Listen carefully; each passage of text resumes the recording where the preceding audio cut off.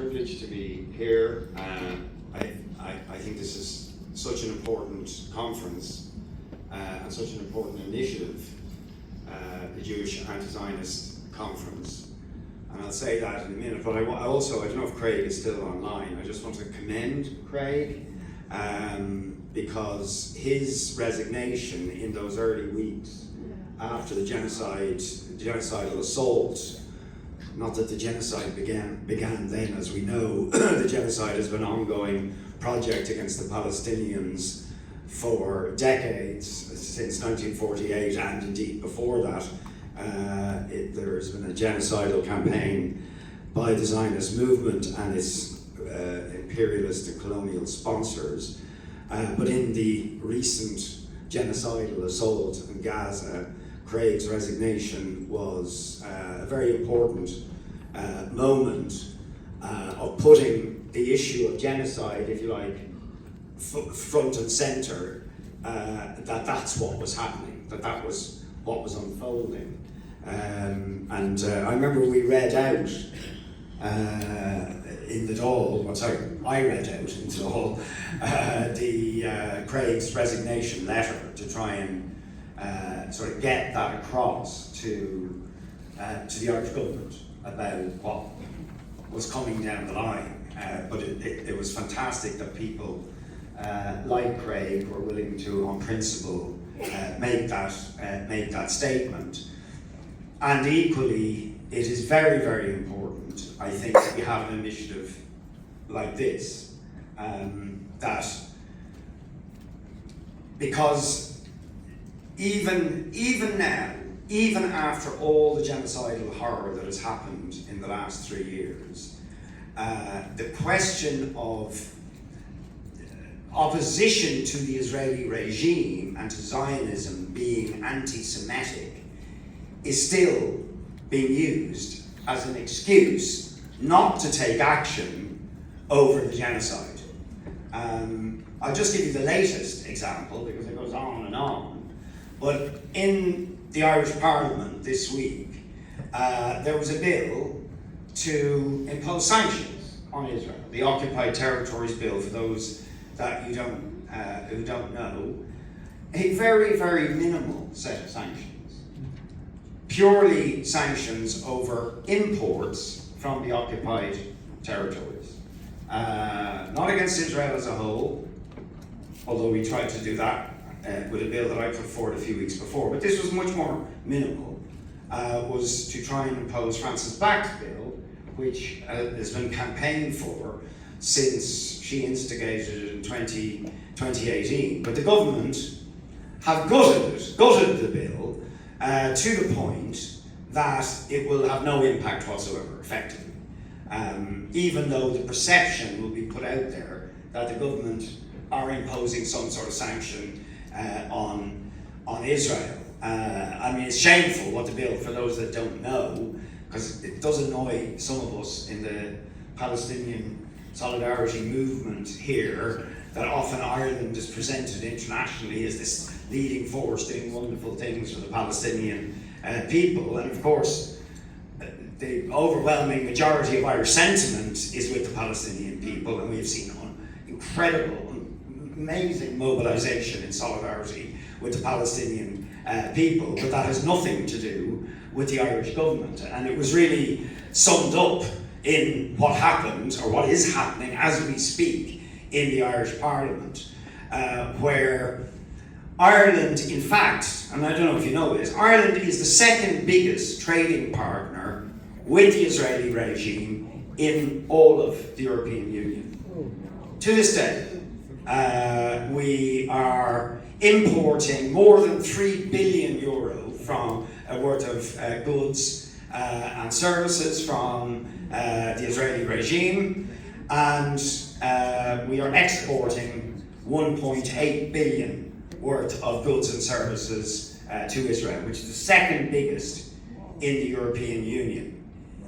But such is the level of gutting of a bill that was just proposing sanctions on the occupied territories, that they stripped out services from it, that the net value, economic impact of the bill, if it passes, will be in the region of €200,000. Shame, shame, shame, shame. But when we put forward, I put forward amendments which were essentially the sanctions bill that I had brought to the Irish Parliament a few weeks previously, which was for comprehensive BDS, economic, financial, trade sanctions to completely break all economic, financial and trade relations with the entire Israeli state. So we put in those amendments, the same bill, as amendments to this bill. They were all ruled out of order by the parliamentary people as beyond the scope of the bill. But when the minister, nonetheless we got to argue them, when the minister justified this, she said it would be unfair on the Jewish people and ordinary Israelis to impose sanctions on the entire state of Israel, or to have a BDS approach, which obviously I argued for, that we have to dismantle the entire Israeli regime because it is based on ethnic cleansing, apartheid, and genocide. And she said that would be unfair on the Jewish people.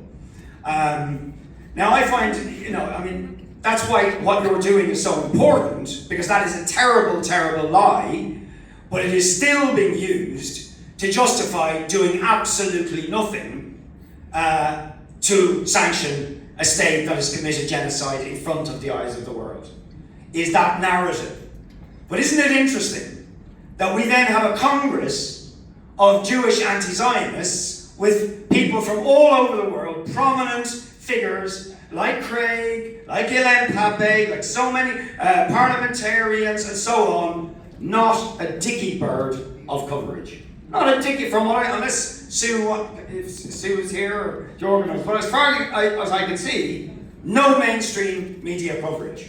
When actual Jewish people come here from all over the world and say the Israeli state does not speak in our name, we are appalled because we're human beings. But insofar as, because surely, and you know this, I don't need to tell you, that the historical persecution that Jewish people have suffered, the Nazi Holocaust, is a reason to oppose the Israeli regime, to oppose the genocide that is opposed on the Palestinian people, to oppose every single form of racism. But they don't want to acknowledge that.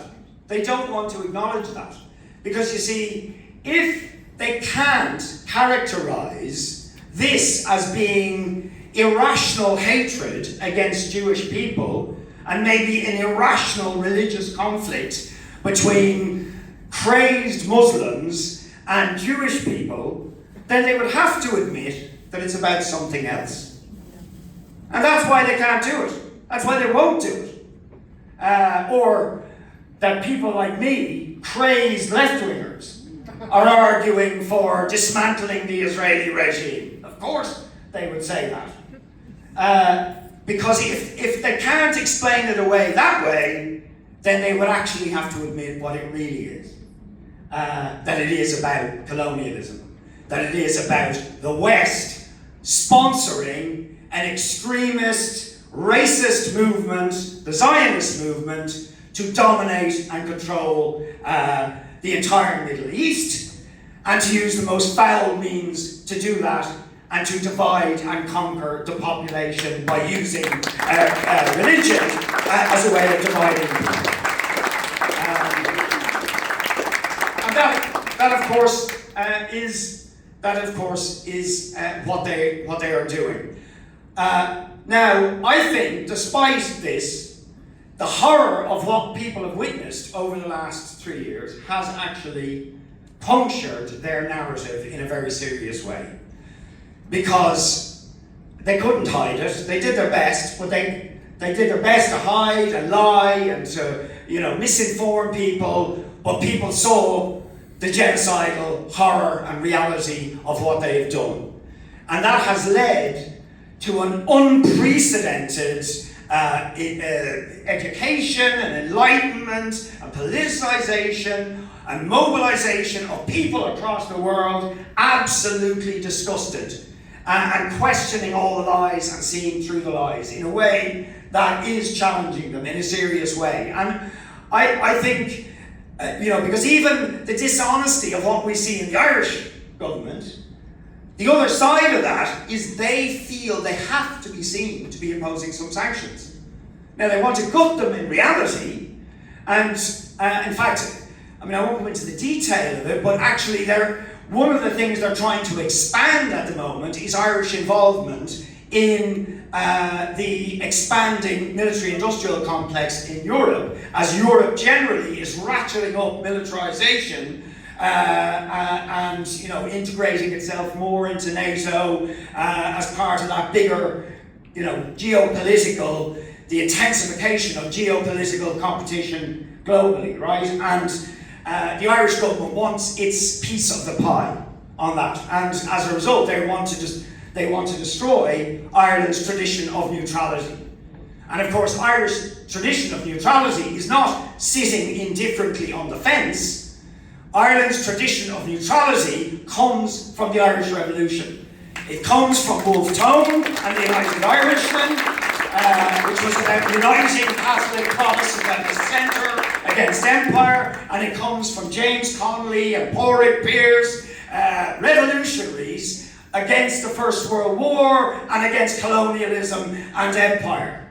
And that is what they want to dismantle, that tradition, because that's an obstacle for them in their push to involve us in the militarization of Europe and in the further integration of Europe and Ireland indeed into NATO and to ratcheting up military expenditure in Europe. But one of the big problems they have in justifying that, because of course they were using the threat of Russia and so on, but the big problem for that is, well, if you are the good guys who are defending against the nasty Vladimir Putin, how do you explain arming and supporting the genocide and giving impunity to a regime that is, killing infants while they're breastfeeding from their mothers and levelling Gaza and promoting the ongoing ethnic cleansing and then attacking Lebanon again and then attacking Iran and setting the entire region on fire. So this is a big contradiction for them. And I just want to sort of conclude by saying I think what they are going to try and do is hang out to dry a few of the criminals at the top of this: Netanyahu, Smotrich, Ben Giver, a few violent extremists, and we'll say, yeah, they were horrible, they were criminals, and once we get rid of them, to re-normalize the Israeli regime. That's what I think they want to do. And it's why what the message that's come out here is so important. That Smotrich, Ben Giver, Netanyahu are not a small gang of extremists who hijack the Israeli regime. They are the logical expression of Zionism. They are the inevitable outworking of Zionism. And I will go further, they are also the inevitable outworking of the Oslo Agreement. Because the Oslo Agreement institutionalizes the idea that it's Muslim versus Jew, that it's about institutionalizing apartheid. It's legitimizing it. It's saying, there's a good apartheid. And we have to oppose that. In the same way as there were people in apartheid South Africa, Buthelezi and people like that, who actually were arguing for a sort of two-state solution in apartheid South Africa. Right? And thankfully, the resistance movement in South Africa rejected that. And the people of South Africa rejected it, and the international movement that eventually brought that regime down said, no, apartheid has no place in a civilized world. It has to be dismantled completely. We don't need and it's not an anti-Semitic thing to say that. It is exactly because we actually believe that Jew, and Christian, and Muslim, and people of no religion can live together, and it's imperialism and colonialism that divide them. But it's critical that that message comes out, and it is such a good thing that we have a Jewish anti-Zionist conference saying that, because you give credibility to that argument that is absolutely vital. The very last point I want to make is, and I'm sorry for going on so long, is I do think that if you look, we've seen, I mean, there's no unseeing what millions, hundreds of millions of people have seen. And even if the mobilisations have died back a little bit, inevitably, and they have, around the world, there are now, in this country, and I think this is true everywhere, in every town and village and city, in every part of the world, there are now groups of people organised, advocating for solidarity with the Palestinian people. Right? And this is new. I mean, when I came back from Palestine in 1987, there was not a single standing Palestinian solidarity organisation in this country. Now they're in every village, in every town. So there's been a huge popular movement and mobilisation, which is not going away. But if we're to take it to the next level, and I just put this out for discussion, we do have to convince ordinary people who are struggling with the cost of living, with housing, with all of those things, that this is relevant to them. Because when we say Palestine is the front line in the battle of humanity against barbarism, that's not rhetoric, it's true. If they get away with genocide against the Palestinian people, they're coming for us next. The arms industry, the people who want to militarise Europe and conscript our sons and daughters to go out and fight in the new resource wars of the 21st century.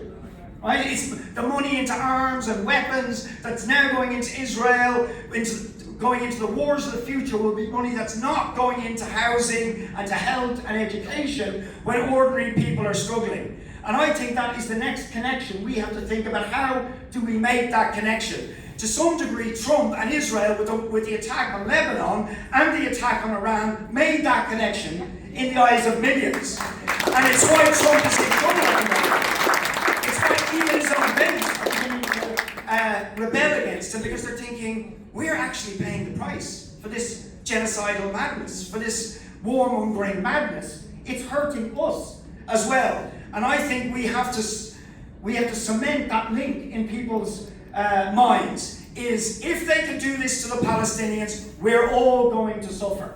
And that is the truth. That's not rhetoric, that is absolutely the truth. So solidarity with Palestine is actually about the struggle of all of us, and we have to make that connection with ordinary people. It is actually a struggle for against barbarism and for a better world. And that's why what you're doing here is so important, but we have to continue to build that movement in every possible way we can.